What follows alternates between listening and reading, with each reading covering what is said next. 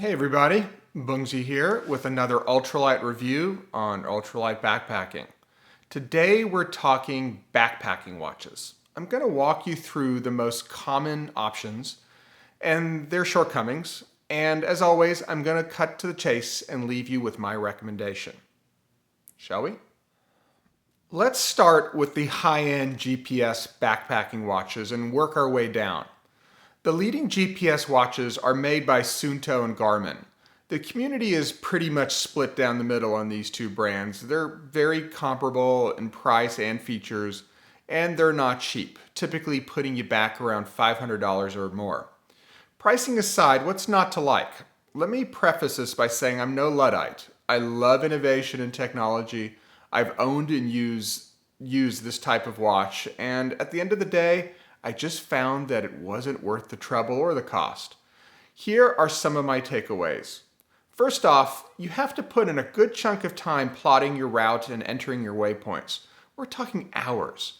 And that's just for a few day trip, not a through hike. This is in addition to whatever other devices or GPS apps you're using. The watch mapping platforms are cumbersome and they just don't play nicely with third-party map files. They're not seamless and you usually end up losing your waypoints or at least their labels. This just all adds up to a lot of extra time. It's just too much for me. Second, the mileage tracking. Despite the onboard GPS is not entirely accurate because the GPS satellite doesn't pick up your footprints quickly enough to account for every little bend and switchback in a trail. When was the last time you saw a trail go straight?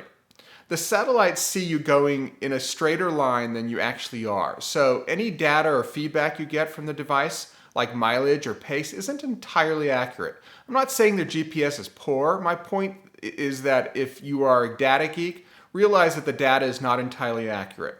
Third, I'm sorry, but no watch should be your primary navigation strategy. They're okay in telling you roughly how much further to a specific plotted waypoint or whether you're off trail to the left or to the right, but that's it. You should have a paper map, and any phone-based GPS app will blow these watches out of the water when it comes to navigation.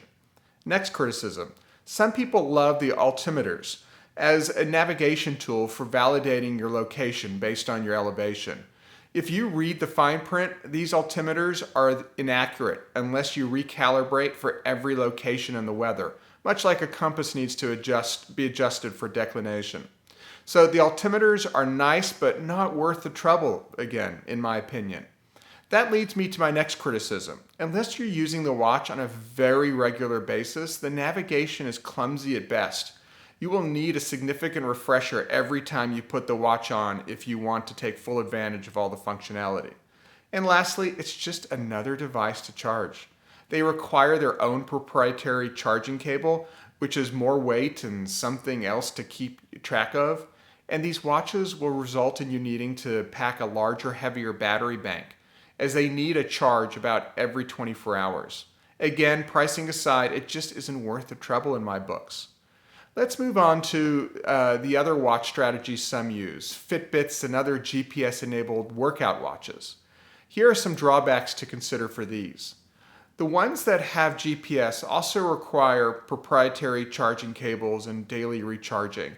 In fact, you won't even get a full day out of most of them if you have your GPS running. Then there are the models that rely instead on pedometers for distance instead of GPS. They too are not accurate enough to rely on for data feedback for backpacking on a trail. Running in a straight line on a paved road, sure. But backpacking is a whole other ballgame, which leads me to my recommended watch, a $30 Timex. Why? For starters, they're cheap. 2, there's nothing to charge.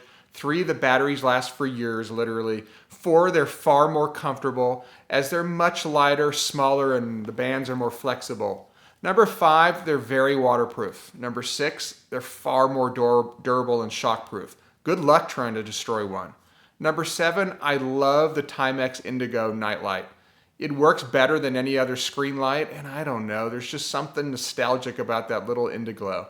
It takes me back to my childhood.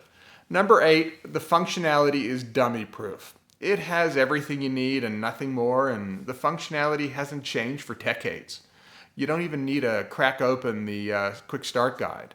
Number 9, because you don't need to remove your watch to charge it at night, you never have to search for it at night. Not only is the time always there, but you can use that little Indiglo to look around your tent. Number 10, it has easy to set alarms for travel or getting an early jump on the trail. Easy. Number 11, most models have a stopwatch and a timer functionality. From a route navigation standpoint, I believe a stopwatch is invaluable. Again, no watch should be your sole or even primary navigation tool, but a watch can be a tool for understanding location and pace. Easily reset and start your stopwatch when you pass key waypoints, such as leaving camp. You can use the stopwatch to get a pretty good feel for your pace and how far you are along or how far you are to an upcoming waypoint. So to recap, nothing wrong with the high-end GPS watches. If you have the money and time and a passion for collecting and analyzing your data points, then go for it.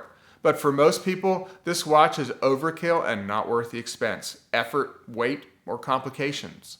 Instead, save your money and simplify your hike with a basic Timex. These watches come in small and larger faces and with plastic or fabric straps.